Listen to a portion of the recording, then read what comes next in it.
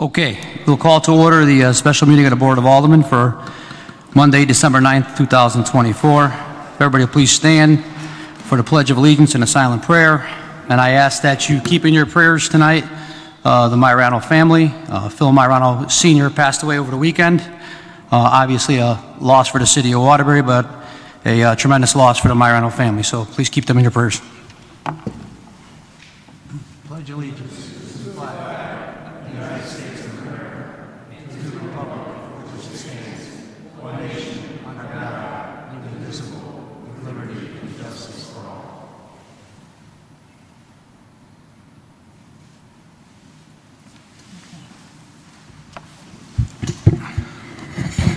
Alderman Alsop.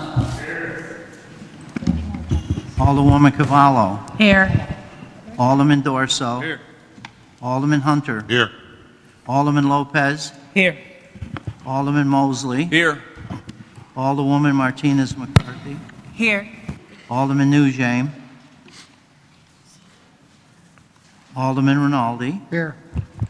Alderman Rodriguez. Present. Alderman Salvio. Present. Alderman Taljadine. Alderwoman Weaver. Here. Alderwoman Zimmerman. Present. Alderman DiGiovincarlo. Here. 14 present, 1 absent. Okay, we have a quorum. The next item on the agenda would be public speaking. If you wish to address this board, I ask that you sign up with our City Sheriff, Steve Conway. Please state your name and address for the record. You'll have a 5-minute time limit, and I will give you a 1-minute warning. Mr. Conway. First speaker tonight from 1400 Marinard Road, Martin Spring. Good evening, ladies and gentlemen. I want to wish everybody a Merry Christmas. I hope everybody had a great Thanksgiving. I haven't been here probably about 7-8 weeks, as I was in with the Waterbury Police Department in the 2024 Citizens Police Academy. There's probably about 15 of us. I could just say, if you guys ever get a chance, go to that. I know they're on Mondays, and I think the chief is going to start a new academy up in the spring. So I'd be a big advocate to go again myself, because you learn a lot. Okay, I'm here to speak on the Republican American may have historic makeover, development for upscale 38 market rate apartments, $12 million plan approach and restoration that may add more interest and foot traffic downtown. And I'd like to be the devil's advocate on that, with all due respect. Although this project is in the early stages of development, we as taxpayers must get more information ASAP. I didn't see enough information. I have the article in the paper. There really wasn't much to go on. Then again, I'm not on the Board of Aldermen. I'm not tribute to have the information you guys get, with all due respect. Right now, many families in Waterbury are faced with hard economic times, as we know. That's a fact. Including us. We're having hard economic times right now. The building was purchased back in 1952, formerly was a Union Station for many trains coming through Waterbury at that time. This entire building has many historic values and space for advocating investments. Before the Board of Aldermen takes a vote whether to approve or not approve, $250,000 grant remains to be seen. The overall project can help us or hurt us in the long run. Caution must be a priority with sure vigilance. I've been a big advocate for many years about doing something positive for the iconic building, including getting the entire community involved with many other community clubs. I remember having school trips when I was in grammar school at Sprague School, visiting and seeing the day-by-day operations, what's involved in running a newspaper company, you know, and think a newspaper company, think before you vote. I just think that, you know, I understand that, you know, we're all looking to see this happen, but I'm looking this for the veterans. I don't see nothing here, because they talk about market value apartments, but we got to remember there's a lot of veterans in Waterbury, and people should be concerned about that, and homeless. I'm not saying put homeless there, but if we could have a lot of good things happen down there to this Union Station, and maybe go back and look at this and say, look, we got to look at the plans, we got to see what they look like, and we got to make sure that every penny is being spent. I know we're talking about a $250 million grant, and people say, well, this is taxpayers' money. I don't care if it's a grant, wherever the money is coming from. It is taxpayers' money, whether it's on a federal or state or local level. So let's just think before we vote on this. Again, I'm not on the Board of Aldermen, but if I was, you know, I like everybody here. I'm not playing politics. I was just saying, be advocates for the taxpayers. That's all I'm asking you. And, you know, watch what's going on, and maybe we could turn it around and do a lot of positive things with this building, because, you know, I feel bad because there's a lot of people to go down here, okay, and they have to wait outside with the children over here in a little shelter, if you will, right? And they have to stand outside in the cold and the rain, whatever. But now if they're going to be inside, I think that's something very positive, and we should look at, and we should be big advocates to push for that. I know the mayor's here today, Mr. Hyde is here. I know we had a little discussion earlier about this, not the mayor, but Mr. Hyde. And, you know, he's a very respectful man.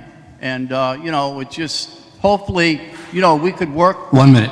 Thank you, sir. Hopefully we could work together to achieve the ultimate goal and make Waterbury a better place. And I'm sure you guys probably miss me because I haven't been here for about 8 weeks, but I miss everybody. And thank you, Mr. President, for your time. Thank you, ladies and gentlemen. Thank you. Next speaker from 682 Arnold Road, Gary Hitchko.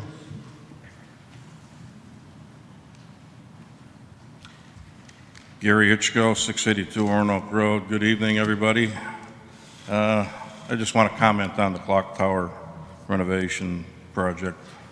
I'm 100% in approval of that. I just want to make comment on the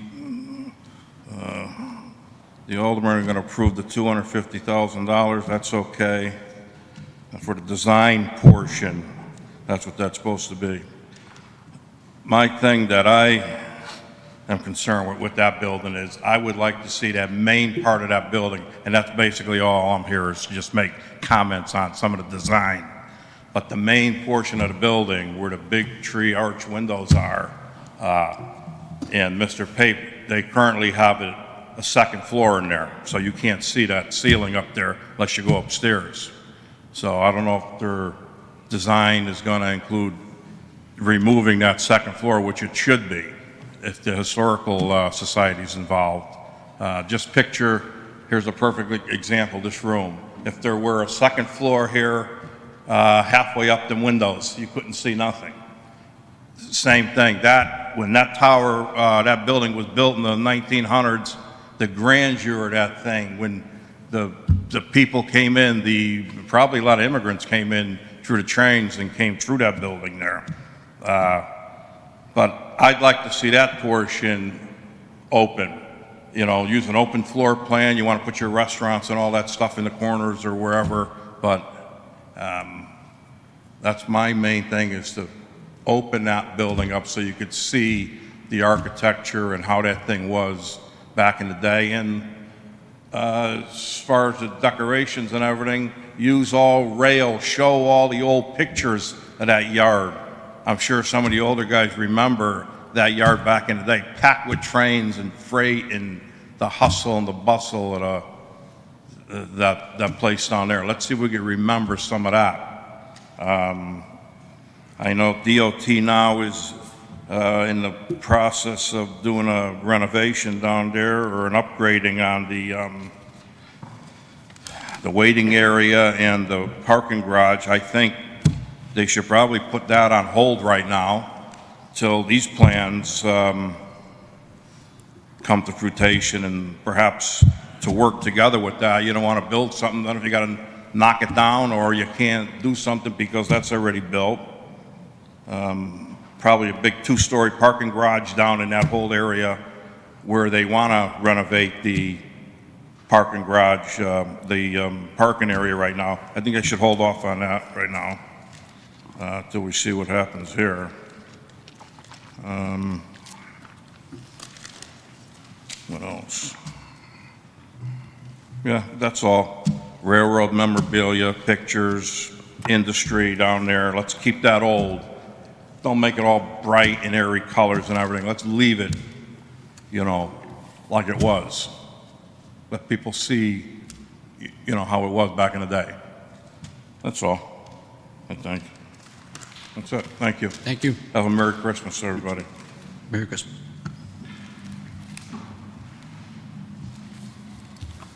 That's the last speaker, Mr. President. Okay, we only have 6 items on the agenda tonight, so we'll take it up as a committee of the whole. With that, Alderman Dorso, is there a motion to resolve ourselves into a committee of the whole? So moved. Alderman Martinez McCarthy. Second. Motion made and seconded. Any discussion? Hearing none, all those in favor signify by saying aye. Aye. Opposed, no. The ayes have it. We are sitting as a committee of the whole. We're going to start off with item number 4 tonight.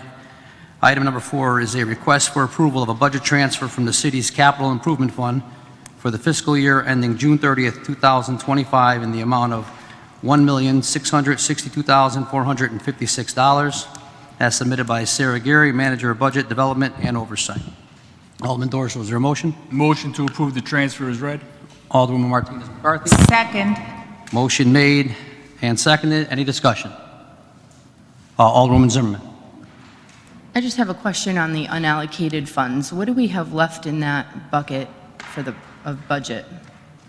Sure. Sarah Gary, Manager of Budget Development and Oversight.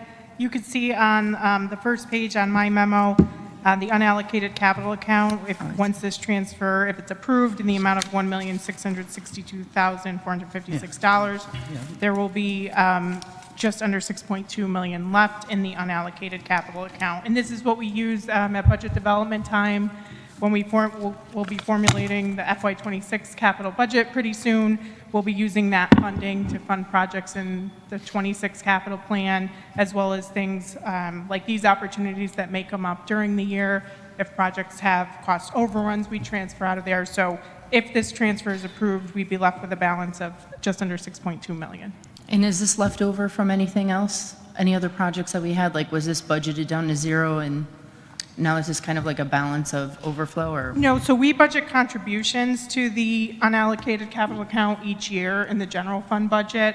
There's a contribution of $1.5 million that's budgeted in the current year. That's already included here. It was moved to the capital budget. That's the amount we've done for, I believe, the last several years. So we budget a contribution in the general fund, move it over to the capital fund, and it's used to fund those projects each year in the capital budget, as well as things that come up during the year, anything unknown that we need to transfer to on the capital project side, and we use it each year during capital budget time. So we never bring that down to zero. You always like to have some sort of balance in there, especially if a current project has a cost overrun and it needs additional funding. We would come to you for approval for that transfer. So that's never brought down to zero. We've transferred year-end surplus transfers have gone to this account in previous years as well. Thank you, Sarah. You're welcome. I have a question just on Exchange Place. I don't know, Mr. Sure. Hyde or your If there's team. questions on the projects, I would defer that to WDC. Yeah, just for like timelines and stuff. Like, I You know want- that we have all of the, Oh, you want to wait till item 1 comes up? Discuss it with them, or okay. want to just do it that way? Yeah, I just Okay, thought they yeah. flowed, but I'll wait. Thank you. Absolutely. Any further questions on item 4? Hearing none, all those in favor of approving the budget transfer signify by saying aye. Aye. Opposed, no. The ayes have it. The motion carries and the budget transfer is approved. Item number 1 is a request for approval of a project authorization letter for Phase 2 of the Exchange Place Street Revitalization Project as submitted by Tommy Hyatt, Executive Director at WDC. Alderman Dorso, is there a motion? Motion to approve. Alderwoman Martinez McCarthy. Second. Motion made and seconded. Any discussion? Alderwoman Zimmerman. Hi. Even though I just approved the funding. Can you walk us through, I know you gave us all the information here, but just for sake of a recap of where we're at since you're moving on to other pastures and where we're going with this project. Yeah, thank you, Tommy Hyde, Waterbury Development Corporation. So this has obviously been a long time in the making. As you know, we recently upgraded the utilities on Bank and South Main, and we're about a month-ish away, well, maybe less than a month for the utilities on North Main. This will follow a similar schedule with the streetscaping portion, and then also rehab the Exchange Place where the parking garage is and the new community service offices. So once we sign this contract, obviously it's winter, there won't be a ton of work being done, but we'll use it to procure materials. Pending weather, as soon as it gets nice out, we'll start with the Exchange Place garage in the southern portion of Bank Street. That'll be phase 1 of this project. Once that's complete, we'll move to the northern portion of Bank Street, followed by South Main and then North Main. And then as far as streetscaping and such, from the designs, is there a reason why we're changing design or why we're doing certain designs? Is it for flow of traffic? Is it for, I don't know if we have that report anywhere, and if we do, can you forward it to us? I'm happy to forward all the reports to you if they weren't included. As far as the streetscape design, we're going to mirror what we did on East Main Street. I know there was, off the top of my head, I know we decided to make a portion of Bank Street delivery only. Yeah, a portion of Bank Street delivery only because me, myself, driving down Bank Street every day, there's often trucks backed up that are making deliveries, closing down one of the lanes. So there will be a portion of it where, a UPS truck, other Amazon, etc., it'll be short-term parking. They pull in, they drop their packages off, and then they leave. Unless there's specific questions on specific designs, I'm happy to forward you all additional information. Okay, thank you. No specifics at this time. Thanks. Further questions? Alderman Rodriguez. Hi, Tommy. Hey. Questions, I'm 100% in favor of downtown, making it beautiful. Now, the increase of this $1.6 million, could you elaborate a little bit of why we're getting this extra money for? So it's not an increase. It's to cover the parts of the project that DOT won't cover. So DOT, through their LOTSIP program, is providing a substantial amount of money to this streetscape, similar to what they did on East Main Street. And portions of what we've designed and portions of the Exchange Place improvements aren't covered under the LOTSIP program. Originally, we looked at potentially doing the streetscape and the Exchange Place project separately, but that would add time and cost. Obviously, it's more efficient and cost-effective to do it under one contractor. So that's what part of it is, and then part of it is just DOT only funds certain items. Do we have a time frame of when this project is going to be done? The anticipated time frame right now is November of 2026. So we expect the Exchange Place portion and most of Bank Street, if not all of Bank Street, to be done next year. There's a lot of factors that go into that, weather being probably the biggest one. And then in 2026, South Main and North Main. In the way that we have found some surprises when we dig. You expect anything like that happening in this other phase? The good news is we're not digging anymore. So this is street level up. Everything we've done today has been street level down. Okay. So we know optimistically everything that's there. Could there be something? Absolutely. Some of the basements of the existing buildings actually run out under the sidewalk, which is going to be a challenge, quite frankly, because you're going to be digging up the sidewalk and there's a basement below that. Mm-hmm. So, I can't say 100% certain that everything's going to go great. We do have an idea of where those basements are, but there's always surprises sometimes. Thank you. Appreciate it. Yeah. Thank you, Mr. President. Further questions? Hearing none, all those in favor of approving item number 1 signify by saying aye. Aye. Opposed, no. The ayes have it, the motion carries, and item number 1 is passed. Item number 2 is a request for approval of amendment number 7 to the agreement with SLR International Corporation, formerly Malone and McBroom Incorporated, for inspection services for the Exchange Place streetscape project. Alderman Dorso, is there a motion? Motion to approve Amendment 7. Alderman Martinez McCarthy. Second. Motion made and seconded. Any discussion? Hearing none, all those in favor of approving item number 2 signify by saying aye. Aye. Opposed, no. The ayes have it, the motion carries, and item number 2 is approved. Item number 3 is a request for approval of a construction contract for ITB 7944 Exchange Place Street Revitalization Phase 2, as submitted by Tommy Hyde, Executive Director at WDC. Alderman Dorso, is there a motion? Motion to approve. Alderman Martinez McCarthy. Second. Motion made and seconded. Any discussion? Alderwoman Zimmerman. I do have a quick question, Tom.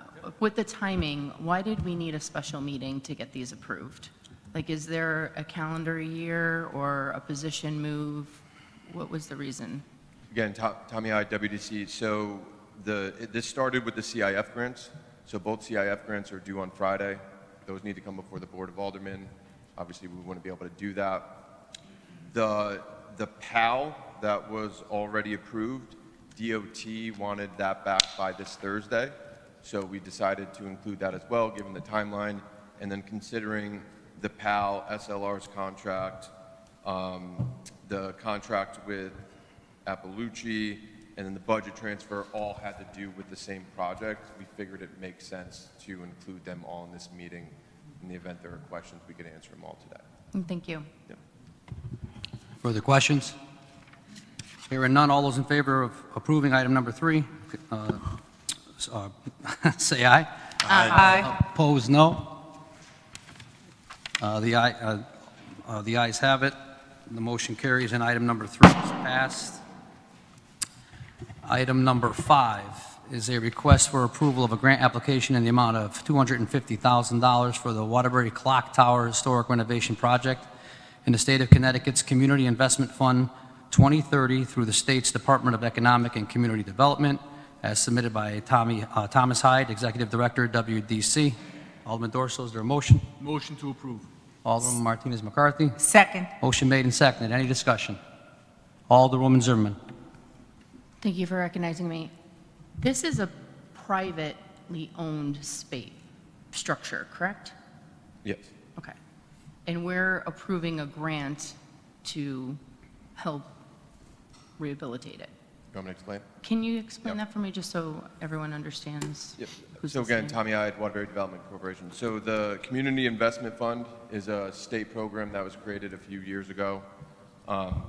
It gives out all different types of grants for all different types of purposes. It's probably the state's biggest or most signature grant there is.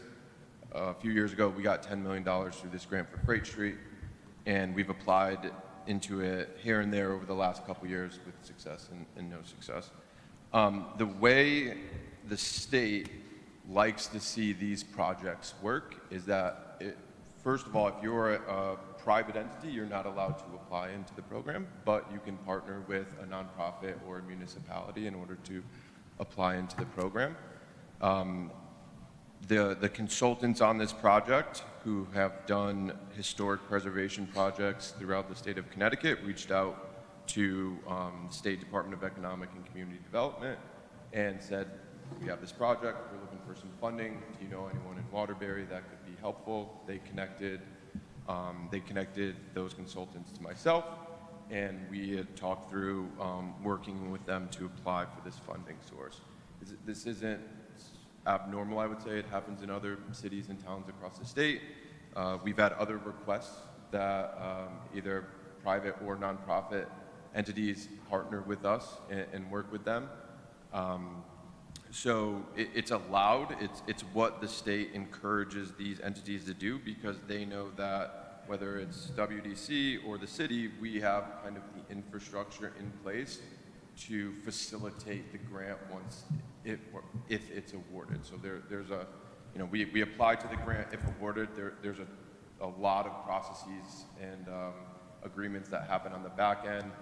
The one that comes to mind right now is Oddfellows, so very similar. That renovation, Zach from my team, we're on that site weekly. We're making sure the developer's doing everything they said they did. We're helping them do with all their submittals back up to the state. So that's the way the program works, and they had reached out and asked if we'd be willing to partner with them on that. Do we know how long this, the timeline for this project? The only thing we know right now is that they're looking for a $250,000 planning grant. That is all planning grants have to be $250,000. That number's basically set by the state. If they are unsuccessful, I don't know what their plans are, to be quite honest with you. If they are successful, they'll start the planning process, depending on how quickly. So it's a lengthy process, and we're at the very, very beginning of it. So just to be clear, I love the building, big fan of having an icon in the city and all that, but what is our commitment? Like, you named a lot of commitments there for something that we don't own, or do we partially own it now as a municipality? Like, No. it sounds like we're using a lot of resources to make something else happen for a privately owned property. And I'm just a little confused. We don't own any of it. I would say the resources that we would utilize if awarded would be similar to any other project that we work on, with them taking a majority. Like, we wouldn't be picking out the designs or, the apartment size or anything like that. Is it paying for that? Is, like, I'm trying to think of all the resources, the city resources that we're using to do this. So we're basically leading the entire project, but it's not ours. We would, again, this hasn't been finalized, but my assumption would be that we would help them draft an RFP. We would help them distribute that RFP through the city's procurement process, like we do with all other projects. And then after that, we'd make sure that they're spending the money in the correct way. I mean, we do this on other projects. We did it on Oddfellows. We do it on all of the city's projects. I'm assuming WDC would be the lead on that, and I mean, we're active on about 25 projects right now that are significantly larger than this one. This is really just design work. And what's the liability with the use of the money? Does that fall into the city with the way it's spent or allocated? Meaning, if they were to steal the money, the city would be held liable for that? Not steal it, but Misspend it? not spend it in the time allotted. And There's no, need more of it and run out of money, then what do we do? There's- Like, things like that. we wouldn't be on the hook for any of that. It's their project. We would help them secure $250,000 like we've done with other projects in the state. And then if they run out of money, they run out of money. Okay. If they do something illegally, they're going to be held responsible, and we're likely going to be the ones that go to the state and say, hey, there's something not right here. You should really look into it. Okay. Thank you for explaining that. Yep. Further questions? Alderman Lopez. Thank you for recognizing me, Mr. President. I think it's worth clarifying that we're not approving a grant for $250,000. This is merely, what we're approving is merely the submittal of the application through the Community Investment Fund, which in this case requires that if a private owner is involved in the application, it requires that the city of Waterbury, or any city, also confirms that we agree with that project, that we think that it's a good project and we support the project. What we're doing right now is just simply, the application is due next week, the 13th, 14th? This Friday. Right, this Friday. So we're just approving the application for this grant. All the expenses will be taken or paid by that $250,000. So the city of Waterbury, we're not paying for anything outside of that $250,000. It's actually stated within the contract agreement that it's provided. There's no financial commitment for the city of Waterbury besides the support of the application. So we're not approving, this body's not approving a $250,000 grant. We're just simply approving, allowing WDC to submit the application for the grant. Thank you. Further questions? Hearing none. Oh, Alderwoman Zimmerman. It's just a comment, though. Once we get the application approved, it's approved, right? I mean, it's a valid thing. Well, So this is kind of approving everything following this application, right? Or no? No? Okay. approval to submit it to the state, and then it'll go through the state process. We should know by the spring, probably March, whether or not they're going to get the money. Once they get it, they would use it to do the design and the engineering work, and from there would make decisions about how they're going to go out to bid for the ultimate project. So ultimately, the project itself, I think it was estimated about $12 million to do this. They would find funding through historic tax credits because of the nature of that building, potentially other state or federal dollars that might be available, probably some private financing. This is just the way the process works. There's $250,000 available to do planning for projects like this, but the state requires that they have some connection with the city. So we're sort of putting that into this process by saying, yes, we'll sponsor the application, we'll administer the payout, so you don't get $250,000. We'll come to them on a reimbursement basis as they spend it. We'll make sure that it's spent accordingly. The goal, though, from the city's interest on this would be that we would preserve that building and get a project that fits well with what we're doing downtown. 39 units of housing on the upper levels, and then the restaurants and commercial space would be on the lower level. So it's a good project, I think, and if you agree, then you'll vote tonight to go forward with this. But ultimately, that's all that's happening right now, is you're agreeing to let them apply to the state for the SHIF money. If they get it, we would then have agreed, as part of this, you'll be agreeing that we would administer those funds through the planning process. And then once that's done, it becomes a project, whatever the funding sources are, whether or not we have any further involvement. Unlikely, but potentially. But this is just the first part, so they can get ready to go out to bid and see what they can do there. All right, thank you, Does Mr. that help? Mayor. Yes, thanks. Thank you, Alderman Lopez. Further questions? Hearing none, all those in favor of approving item number 5 signify by saying aye. Aye. Opposed, no. The ayes have it, the motion carries, and item number 5 is approved. Item number 6, a request for approval of a grant application in the amount of $8 million for the Phase 3 Downtown Streetscape and Utility Improvement Project, West Main Street, in the state of Connecticut's Community Investment Fund 2030 through the state's Department of Economic and Community Development, submitted by Thomas Hyde, Executive Director, WDC. Alderman Dorso, is there a motion? Motion to approve. Alderman Martinez McCarthy. Second. Motion made and seconded. Any discussions? Alderman Alsop. Thank you. Mr. Hyde, this $8 million figure, how was it arrived at? Tommy Hyde, WDC. So if you recall, the last round of CIF, we applied for a similar grant for this project. We were unsuccessful. The state basically said they wanted to see more skin in the game from the city. A few weeks ago, we approved a contract with SLR to start the design work for this project, which would essentially be our skin in the game. And that's been ongoing, and if everything goes well, the designs will be wrapped up around the time of awarding.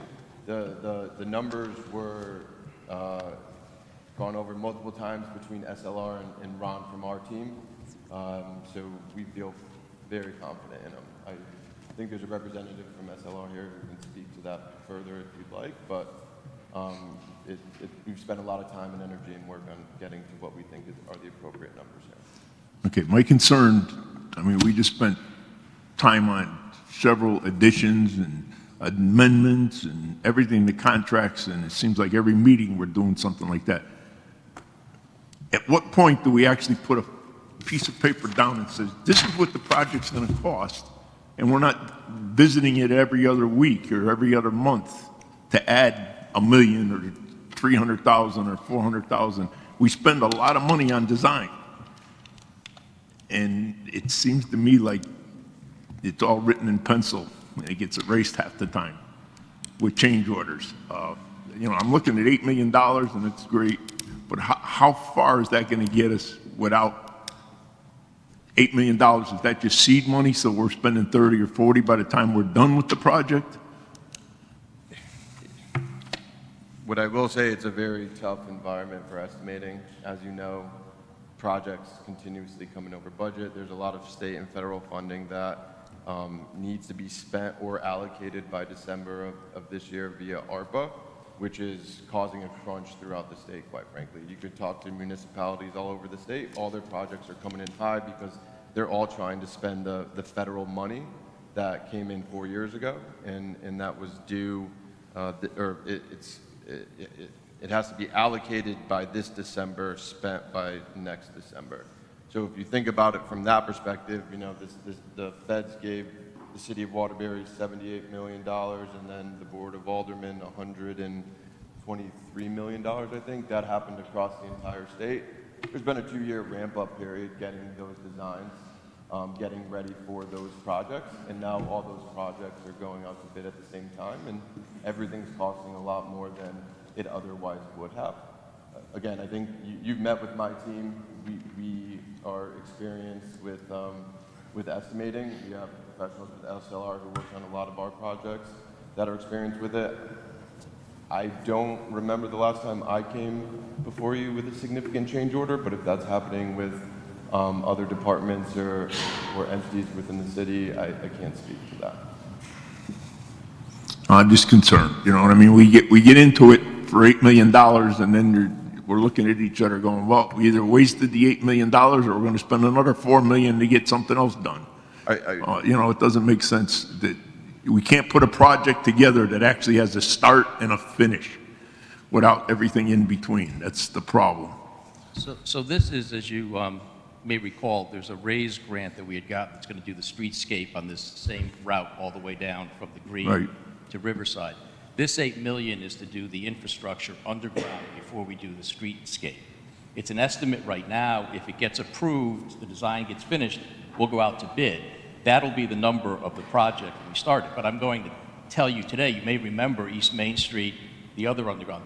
Our utilities underground in much of the city are over 100 years old. The mapping we have is not always accurate. Until you actually dig up the road and see what's underground, you're not going to really know what's under there. So the $8 million is based on what we know from we can tell from above the surface. Once we open it, I can't guarantee you that there's not, you may remember East Main where we thought we could use equipment and send men down and do hand digging. That's going to up the cost. The question is it worth doing this now to try to get the infrastructure finished before we do the streetscape, or are we going to spend the next number of years digging up what we've just done to repair the breaks because the underlying infrastructure is so old? That's a chance, but you're right. This may cost more than $8 million when we're all finished with it, depending on what we find. My concern is not, is this money wasted? That's not what I'm getting at all. My concern is we have experience.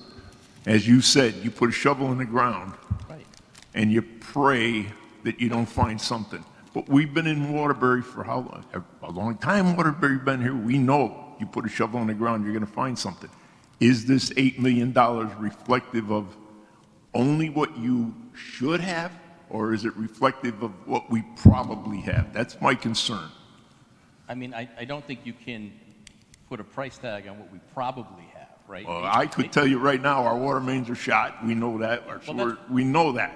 That's what I'm wondering. This is going to fix that stuff. But the question is, once you get under there, is it going to be different than what you're anticipating? I just want to sort of put this all into perspective, right, as to what is going to happen with it and what happens. The projects we did earlier, by the way, tonight, where you had amendments and the rest, were not because of increased costs. It was because these were done in phases, and these are the next phases. So SLR was paid to do inspections up to point A, and now we're going to point B, so obviously they're going to get paid for the work to get to point B. It's an amendment to their contract, but not because there's cost overruns. The 1.6 that's being transferred is the local share to cover the cost. This project hasn't started yet, so that 1.6 isn't an overrun. It's the amount of money that LoSiP isn't going to carry on that we have to put in place to get this done. That's what those were about. This one is a little bit different, but once you start this, it's very likely with the way we're doing this, it's going to come in at the money that we're talking about. But there's no guarantee once you start working on the ground. Well, I understand. I'm just wondering if, you know, somebody looked at this and said it's probably going to cost $6, but we know we're going to have problems, so we better get for $8, because typically this is what we have in Waterbury. So, you know, is it a good guesstimate, or is it just let's start somewhere and go afterwards? We'll tell you in the end of 2026. That's what I don't want to hear at the end of 2026. I want to hear now that we need 10 million, we need 12 million. I don't care. But it's nice to know going into the project that it's not going to snowball into something even bigger. But I don't think anybody can tell you that until they open the ground. That's the point I'm trying to make. When you start dealing with these kinds of projects, until you actually get underground, you don't really know what's under there. There's no way to anticipate it. We can do the best estimate that we can do, and that's what this is, the best estimate between SLR and WDC. But if it costs $12 million,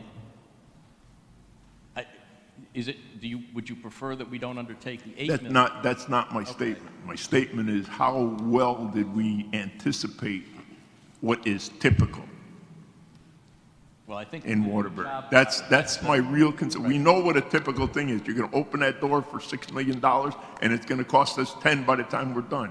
Let's say 10 to begin with, if that's the realistic number. All right, we're not going to be, this is a shift grant, and I can tell you that we're not going to get that kind, we're not going to be able to add another 2 to 4 million on this as a cushion against the chance that we find those things, because at that point, they're not going to give us the shift grant. So this is at 8 million, we're probably pushing the limits of what we could get from a shift grant at this point as well. So those are the things that we're up against. It's a realistic number of what it's really going to cost to do this work, but it is very possible once you get underground that there could be additional costs. And what that is, whether it's another million, whether this is the right number, you can't tell until you open it up. There's just no way to do that. No, when we strike oil, we're going to make money, so I know that. There you go. If we strike oil, we're going to have a big problem down there because it's going to be something else. Tom, do you want to say anything else? I saw you walking up. Okay. Further discussion? Hearing none. All those in favor of approving item number 6 signify by saying aye. Aye. Opposed, no. The ayes have it. The motion carries, and item number 6 is approved. With that, Alderman Dorso, can I get a motion to return to the regular order of business? Alderman Martinez McCarthy. Second. Motion made and seconded. Any discussion? Hearing none. All those in favor signify by saying aye. Aye. Opposed, no. Motion carries, and we are returned to the regular order of business. Following items are on the consent calendar. Item number 1, 2, 3, 4, 5, and 6 are on consent to approve. Alderman Dorso, is there a motion with respect to the consent calendar? Motion to approve the consent calendar is read. Alderman Martinez McCarthy. Second. Motion made and seconded. Any discussion? Alderwoman Zimmerman. Sorry to mess us up there for a minute. I just want to go back to the tower number 5, just because there was a lot of discussions of it in my community. So I just want to ask the specific question, will the project cost taxpayers money? Can we say yes or no to that at this point? I'm assuming it's no from what we've all talked about, but I guess I should ask this direct question. Waterbury tax residents' money or state taxpayers' residents' money? Yeah, I'm assuming it would be state since it's a state grant, so let's bring it to Waterbury taxes. At this point, there will be no cost to any resident in the city of Waterbury. And I don't know if, Mr. Mayor, if you... No. So here's, the 250 is completely from the state to do the project. Right. But the work that WDC is going to do, they're going to have to pay their staff to do it. They're going to do it out of their existing funds. Some of the funds they get comes from administrative money in other instances. Some of the money WDC gets comes from the city of Waterbury. We do the budget, we allocate money to them. So it's hard to say that absolutely no cost in the end. What we've given WDC is what we've given them for the year. This work will come out of all of the funds that they have. But I don't want to mislead you to say their costs are not being covered by the grant. So that's kind of the city's skin in this, right? And I think part of the reason the state does it this way is when they're looking at these projects with private developers, they want to know that it's something that's also important to the city, that the city is willing to put some effort into it with them, because then they take it, I think, a little bit more seriously, that it's something we would like to see, it's something we're going to, help them get through on. So it's not directly, there's no, bill that's going to come out of WDC, but to the extent WDC is partially funded with money from the city as part of our budget, I can't say to you that none of that money, all being fungible, is going to be part of what happens here. And that makes sense, thank you. So if this is going out into November of, I think it was 26, oh no, that was a different project. Are you concerned with any, would we need to increase the budget on the WDC side for next year to give them the resources? Well, we'll have to look at what they come back to next year with what their, outstanding projects look like and what they're going to do and make a decision on that. So could it affect it? I could say yes. I don't think the amount of work that they're going to be doing is that significant on this. They're not actually doing the design and stuff. It's just going to be kind of oversight to make sure the staff is already being paid. So I don't think it's going to have a significant effect on that. Okay, But thank there you. will be some impact. I don't want you to be misled by that. Thank Okay. you. And for perspective, this would be the smallest project we are currently undertaking. I mean, this isn't significant by Yeah. any means. It's really, it's some help. You know, you look at the streetscape and some of these other $10 million projects, that's where the majority of our work goes.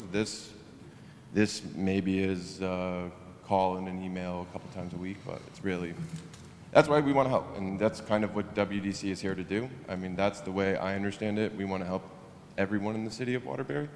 And we're happy to do these projects. There's a lot of other projects we help out on that don't come before this board that no one knows about, whether it's private entities or nonprofits or other residents in the city. This one just happens to be in the spotlight because we need Board of Aldermen approval. Thank you. Thank you, Mr. President. Further discussion? Alderman Lopez. Thank you, Mr. President. Mr. Hyde, does the CIF allow for administrative expenses? I don't believe so. So the state used to allow for some administrative expenses on some programs. You know, I'd have to look to be 100% certain. But again, you know, the way I think about these types of projects is this is ultimately furthering the goal of the city of Waterbury and in the downtown, which is WDC was created to. So again, we've had nonprofits come to us with similar asks, and we've stepped up. We're helping, I'm not sure if it's public, so I can't say it, but we're helping another nonprofit try to relocate. We've partnered with them on a SIF grant. And, you know, personally, if we're not going to ask everyone for money, should we only ask a select few for money? That's where it gets a little bit weird. I mean, we've had adequate funding. We have a great staff, and this is really part of the goal. And again, we do this a lot. I mean, we've had plenty of meetings with the Hispanic Coalition. We do this all the time for anyone who comes and asks for help. And I don't think I've ever asked for any monetary donation to the organization in exchange. Again, I view this as what Waterbury Development Corporation was created to do. So the support on behalf of the city of this grant application is the management? It's some staff time. Right. Yeah. And Within the staffing that you have in place? And the mayor hit the nail on the head. The reason why the state is requiring this is because they want to make sure the city's good with the development, right? Correct. They don't want some developer coming in, applying for funding, and doing something that is not in line with the city's goals in the future. Thank you. Further discussion? Any additions, deletions to the consent calendar? Hearing none, all those in favor of approving the consent calendar signify by saying aye. Aye. Opposed, no. The ayes have it, the motion carries, and the consent calendar is approved. That is our business for the evening. Anything for the good of the order? Alderman Alsop. Yes, my closing statement again, I'd like to know what the status is of our hurry up and get it done right away Sacred Heart situation, that nothing's happening, and what's going on with the tax exempt properties that are not tax exempt anymore because, excuse me, not tax exempt anymore because their use isn't the same as it was granted in the beginning. And a question that came to me was, who is maintaining the grounds around St. Peter and Paul's Church and Rectory at this point? Is the city taking care of that? Or That I would have to get an answer for and get back to you. I'd like to get an As soon answer as I because can, I will get it for you. We'll we get it tomorrow. don't own that property, but they're tax exempt, so they don't even pay taxes. So who's taking care of it? Are they? That's great if they are. If they're not, why are we doing it? We'll get you an answer tomorrow and get you an email. I appreciate Okay. that. Thank you very much. Thank you. Alderman Lopez. Thank you, Mr. President. I may or may not be here on Monday. I'm scheduled to be traveling back early. So I wanted to take this time here on this microphone to thank Mr. Hyde for just a phenomenal job that you have accomplished for the last few years. Absolutely. Truly remarkable. I really appreciate you. Appreciate that you answered my calls, you responded to my emails, you were ready to meet, and when we met, you were prepared. And I also want to emphasize the fact that you were genuinely engaged in our community, in making sure that our voices were heard. You gave us the time, you listened to us and all the work that you have accomplished. I can go back to the first time we met. I won't go back. But you walked into a really difficult position, and this city needed someone there at that moment to step up, and you did it. So I wanted to take this time. I know you have a couple of items, next week as well, within the 45, 42 items that we have. But just in case I miss my flight, I wanted to thank you, and I want to wish you, your beautiful wife, and your baby girl, she's not a baby girl anymore, the best of luck in your future. Thank you. Anything further? Alderman Mosley. Yes, thank you, Mr. President, for recognizing me. I just want to take a moment on behalf of my family to say thank you to this body and also thank you to the public for your condolences and the loss of my uncle Ernest Mosley. For those that don't know, he served the city in the field of housing and also served this at the state level. And he truly, truly loved Waterbury, and he loved all of you. And we just want to say thank you for your condolences. Anything further? Hearing none, Alderman Dorsal. Alderman Martinez McCarthy. Second. Motion made and seconded. We are adjourned.